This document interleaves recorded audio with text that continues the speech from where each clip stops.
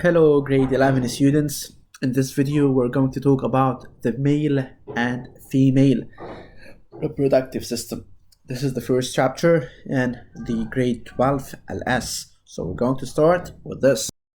So we're going to talk about chapter 1, basic mechanism of sexual reproduction, document 1, male and female reproductive systems. So during the last few years of the BC era, what happens? So males and females, they are needed. So here we are talking about sexual reproduction. Let's start first, talk about male and female reproductive system. Let's talk about the primary sexual organs and the secondary sexual organs. So primary sexual organs, they are the organs responsible for the production of gametes and the primary sexual hormones. So the primary sexual organs, they are the organs responsible for the production of gametes and the primary sexual hormones. They are also known as gonads. Whereas the secondary sexual organs, they are the organs that support the functioning of the gonads. They support the functioning of the primary sexual organs during their formation of gametes, their maturation, and delivery. They are also known as accessory organs. So first, we have primary sexual organs. They are the organs responsible for the production of gametes and the primary sexual hormones. They are also known as the gonads, whereas secondary sexual organs, they are the organs that support the functioning of the gonads during their formation of gametes, their delivery and maturation. They are also known as accessory organs. So let's move now to the gametes. The male gametes, all of you know that the male gamete is called the sperm cell or the sperm. Female gamete, egg cell, and we're going to talk about this to be discussed later. Hormones. The male primary sexual hormone is called testosterone. So the male primary sexual hormone is called testosterone, while the female primary sexual hormones, they are estrogen and progesterone. So as I said, the male gamete is the sperm cell, and the male primary sexual hormone is called testosterone. Here we're going to talk about male. So this is for male. Female gamete is called the egg cell. Till now, this will be discussed later. Female primary sexual hormones, they are estrogen and progesterone. Let's move to the male reproductive system. So the male reproductive system, we have the testes. What are the testes? Testes, they are the site of the sperm production. They are the site where the male gamete is going to be produced. So they produce they are the site of production of the male sexual hormone, the primary male sexual hormone, which is testosterone. That's why we call it the testes, the male gonad. So testes, they are the site of production of sperm cells, the male gametes. They are the site of production of the testosterone, the primary sexual hormones for males. So as such, testes, they are referred to as the male gonads. So as I said, testes, they are the site of production of sperm cells. They are the site where the sperm cells are produced. These sperm cells, they are the male gametes. They are the site of production of testosterone, the primary male sexual hormones. So as such, testes, they are referred to as the male gonads. Testes is composed of numerous, each testicle is composed of numerous seminiferous tubules in which the sperms will develop. We have leading cells. We're going to know about their function, about Sertoli cells. So each testicle is composed of numerous seminiferous tubules, as shown here, seminiferous tubules, and in which the sperms will develop. This is the figures showing the leading cells, Sertoli cells, and seminiferous tubules, and we're going to talk about this in detail. Testes. These tubules, which tubules? The seminiferous tubules, they are surrounded with Sertoli cells. So these are surrounded by Sertoli cells. What is the role of the Sertoli cell? Sertoli cells, they provide the nourishment to the developing sperm, meaning that they nourish the developing sperms. So these tubules, they are surrounded by Sertoli cells. These Sertoli cells provide the nourishment to the developing sperms. So they provide the nourishment to the developing sperms. So this is the role of Sertoli cells. Let's now move to the role of the leading cell. Between the seminiferous tubules, there are interstitial cells, also known as leading cells. Leading cells, they are responsible for production of testosterone. These are very important notes. So, Sertoli cells, they are responsible for the nourishment of the developing sperms. Leading cells, they are responsible for the production of the primary male sexual hormone, testosterone. So, tracing the pathway of the sperm cells inside the MRS. What is MRS? Male reproductive system. So first stage or first step, first checkpoint is the testes. Number one is the testes. Moving now to the scrotum. What is the scrotum? The scrotum is like a sac-like structure. It's found here. It's a sac-like structure. It's found outside the abdominal cavity. So it's only in males for sure. Has a role in the protection of the testes, and it maintains or it keeps the optimum temperature for the production of the sperms and also their development. So the scrotum is very important. The scrotum is a sac-like structure, as I said, is suspended outside the abdominal cavity in males only.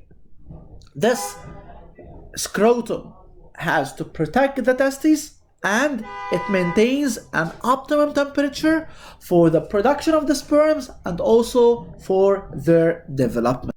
So as I said, scrotum, they are suspended. They are suspended in a sac-like structure outside the abdominal cavity of males.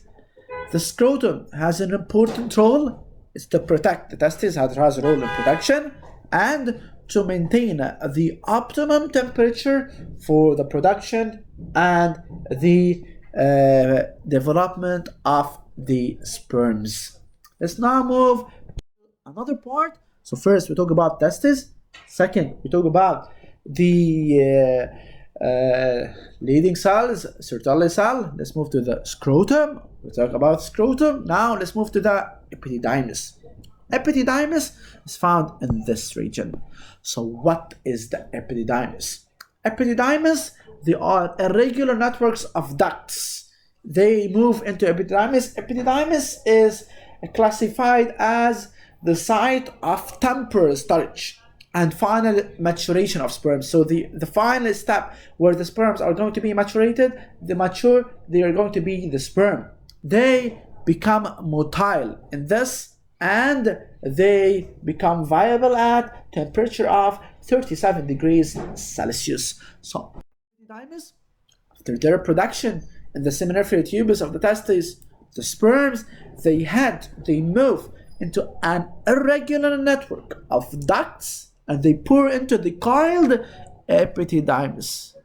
Epididymis is the site, here the function of, is the site of temporary storage and final maturation of sperms, where they acquire motility and they are become viable at temperature 37 degrees Celsius. So if I'm going to ask you about the epididymis, you have to show that epididymis is the site of temporary storage and final maturation of the sperm. So the site of temporary storage and the final maturation step of the sperms, these sperms will acquire motility and they become viable at temperature 37 degrees Celsius. So move now. This is the epididymis. This is a high power view of epididymis tubule lined with pseudo-stratified columnar with serous actually microvilli. This is smooth muscle, provide peristalsis for the sperm movement toward the ducts deferens or vas differentia. We're going to talk about this. So, tracing the pathway, we'll finish first with the testis. Second step, it was the epididymis. Now, let's go to the vas deferens, or sometimes it's said as vas differentia.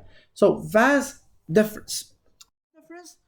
Whenever they move the testis from the sperm cell, from the epididymis, the sperm cell, they are collected at the vas deferens. Vas deferens is called as spermiduct. Spermiduct, duct for the sperm, from its name, sperm duct, or vasa differentia, or vas deferens. All of them, they have the same meaning. So the sperm, they are collected at the vas deferens. So till now we have 3 checkpoints. The first checkpoint is about the testis. The second checkpoint in the pathway of the sperm cells along the male reproductive system is the epididymis, and the third one is vas deferens. Okay, moving now to the seminal vesicle. What is the seminal vesicle? It's a glandular dilation at the distal end of the vas deferens. So, seminal vesicle serves as a reservoir where the sperm cells are stored, pending or waiting their ejaculation during asexual intercourse. So seminal vesicles, they are a reservoir. So this is an important role. What is the role of the seminal vesicle? So seminal vesicle, they serve as the reservoir where the sperm cells are stored, waiting for their ejaculation. Okay? So let's move now to the prostate. So as I said, this is the seminal vesicle. Seminal vesicle, this is a reservoir where the sperm cells are stored and they are pending their ejaculation. Let's now move to the prostate gland. Okay, and we're going to talk also about the Cooper's gland. Along with the prostate gland and the Cooper's glands, it produces the seminal fluid. Talk about the seminal vesicle. With the prostate gland and the Cooper's gland, they produce the seminal fluid, which contain the sperm cell. The seminal fluid contains fructose, minerals, fatty acids, vitamins, especially vitamins E and A. These nutrients are needed to lubricate and adjust the acidity of the female reproductive system. So the seminal fluid contains fructose, minerals, fatty acids, and vitamins, especially vitamins E and A. These are needed to lubricate, to pave the way for the sperm and to adjust the acidity of the female reproductive tract for sperm entry, as well as for the nourishment, survival, and the motility of the sperms. Talk about especially fructose. So they are needed for the lubrication and adjusting the acidity of the female reproductive tract to sperm to enter inside the female reproductive system, as well as for the nourishment, also for the survival and the motility of the sperms. Especially fructose is needed for these nourishment and survival and the motility. The seminal fluid and the sperm cells, along with many other nutrients, they form what's known by the semen. Okay? So this is the seminal vesicles. This is under the microscope. The seminal vesicles shown. So here, the pathway along the male reproductive system, we have the testis, epididymis, vas deferens, seminal vesicle, and now we're going to talk about the urethra. What is the urethra? Urethra is defined as the urogenital tube. So it's the urogenital tube. It's connected to the excretory system. So urogenital. So first, it carries the urine from the urinary bladder and is connected to the reproductive system. It carries the seminal fluid and the sperms. When ejaculation is due, the sperm cells or the sperms, they pour into the urethra. So here we have pathway completed. Number 5. Number 1, we have the testes. Number 2, epididymis. Number 3, vas deferens. Number 4, seminal vesicle.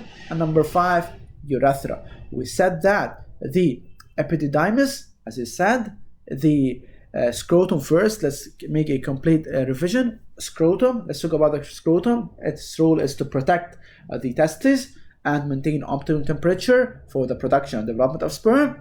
Epididymis is the temporal site for the storage and final maturation of sperms, where they acquire motility and they become viable at temperature 37. We talk about the vas deferens. We said that sperm cells are collected by the vas deferens, and the seminal vesicles, it's the reservoir where the sperm cells are stored pending their ejaculation. We talk about the seminal fluid. It contains fructose, it contains fatty acids, vitamins E and A especially. They contains minerals, and these are needed to pave the way, to lubricate and adjust the acidity of the female reproductive tract for the sperm entry, as well as for the nourishment. The seminal fluid and the sperm cells, along with many other nutrients, let's say fructose, they form the semen. We talk about the pathway. We talk about the urethra. We said that the urethra is a urogenital tube. It's connected to the excretory system, where it carries urine, and it's connected to the reproductive system. It carries the seminal fluid and the sperms. When ejaculation happens, the sperms pour into the urethra. Now let's talk about female or the male reproductive system, the penis, and the urogenital opening. So, urogenital opening in penis. Penis is the male reproductive system. It's the male copulatory organ through which the semen is ejected out of the urogenital opening. So, this is number 6. So, the pathway, testis, then it moves to the epididymis. Number 3, to the vas deferens. Number 4, to the seminal vesicle. Number 5, to the urethra. And number 6, to the urogenital opening. So this is the figure showing the male reproductive system. Now let's move to the female reproductive system, and let's talk about the female reproductive system. To start with, we have to start with something special, which is the ovary. So the ovary, it's going to be our site. So the site of production of the egg cells, the female gametes, it's called the ovaries. They are also the site of the production of the primary female sexual hormones, estrogen and progesterone. So ovaries, they are the site of production of egg cells, female gametes. Also, they are the site of production of estrogen and progesterone, the primary female sexual hormones. As such, ovaries, they are referred to as the female gonads. Also, as he did in the male reproductive system, we are going to do in the female reproductive system, we are going to trace the pathway. So pathway of the egg cells in the female reproductive system is stored at the level of the ovaries. Let's move now to the second step. We're going to talk about the oviduct. What is the oviduct? Also, they have another name. It's called fallopian tubes or the uterine tubes. On due time, the egg cells will be released into the fallopian tube or the oviduct. The egg cell will wait in the upper third part of the fallopian tube for about 24 to 48 hours, waiting to be fertilized by the sperm. So the egg cell will wait in the upper third part of the fallopian tube for about 1 day to 2 days, 24 to 48 hours, waiting to be fertilized by a sperm, and then will descend toward the uterus whether or not fertilization took place. If we don't have fertilization, or we have, it will descend toward the uterus. So tracing the pathway, first we have the ovaries, second we have the oviduct. Let's now move to the uterus. Uterus, or has another name, it's called the womb. Uterus, fertilization occurs. The uterus is going to be the site of implantation and development of the embryo till the end of the gestation period. So fertilization occurs, So the uterus is going to be the site of implantation and development of the embryo, if it happens. First three checkpoints. We have the ovaries, second, oviduct or the fallopian tubes or uterine tubes, and third, we have the uterus. So you think we are easy, huh? It's not easy. Process is not easy. So let's see what happened next. Tracing the pathway of sperm cells in their reproductive system. Here is the genital opening. The opening of the genital opening starts with the pathway of the sperm cells in the female reproductive system through the genital opening. The genital opening is found in the vagina of female reproductive system. So genital opening, it enters the sperm in the genital opening, then it moves toward the vagina, then it moves toward the cervix, number 4 toward the uterus, and to move to the oviduct in order to have the fertilization. So you have to keep in mind, in the male reproductive system, the gonad or the testis is present outside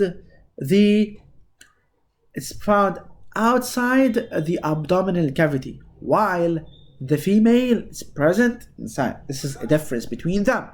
Also, in the male reproductive system, the opening to the outside is the urogenital opening, common to both systems. While in the female, there are two distinct separate openings. We have urethral opening and we have genital opening. So you have to be careful for this. The male reproductive system starts from puberty and continues till death. So the male reproductive activity, it starts from puberty and continues till death. It's a continuous process. It's the process that continues till death. It's a continuous process that may decrease with age, whereas the female reproductive activity, it starts at puberty and stops at the menopause. It's cyclic and may be interrupted by gestation whenever we have a pregnancy. So female reproductive activity starts at puberty and stops at menopause, ages 50, 55, and so on. So it's cyclic, may be interrupted by gestation, which is called pregnancy period. So let's move the comparative table of male and female reproductive systems.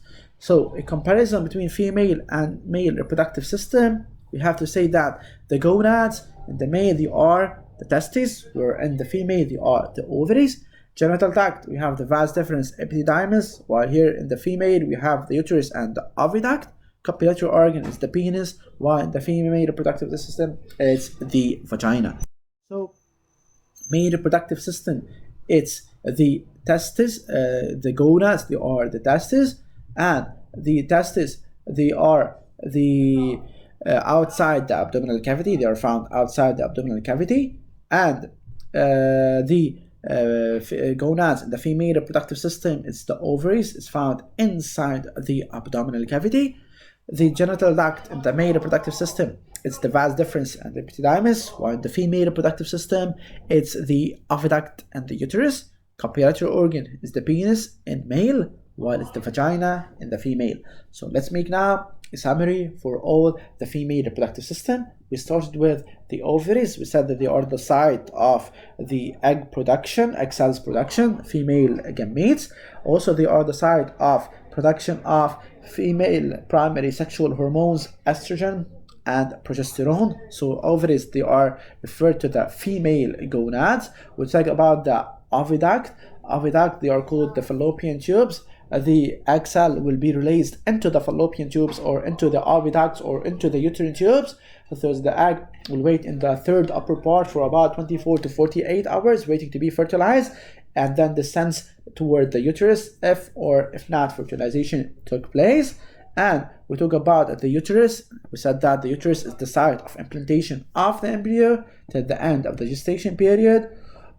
We talk about the pathway of the sperm cells along the reproductive system of female. We said it starts with the genital opening and the vagina, then move to the cervix, to the uterus, and to the oviduct.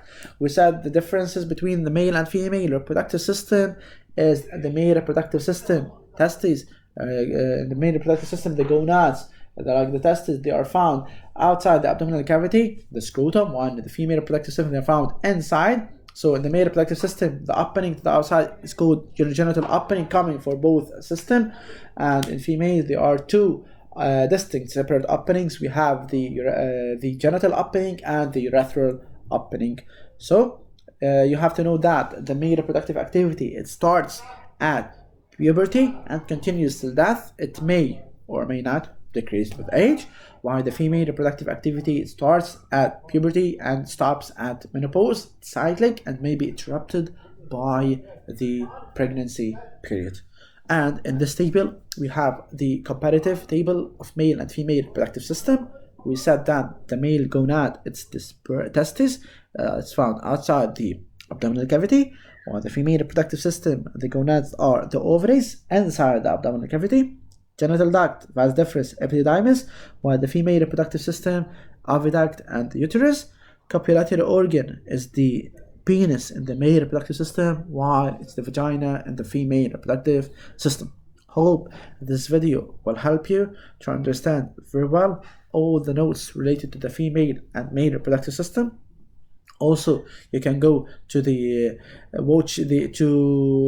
discover the worksheet regarding this male and female reproductive system, and you have to study these notes very well. Okay, guys, thank you. Bye bye.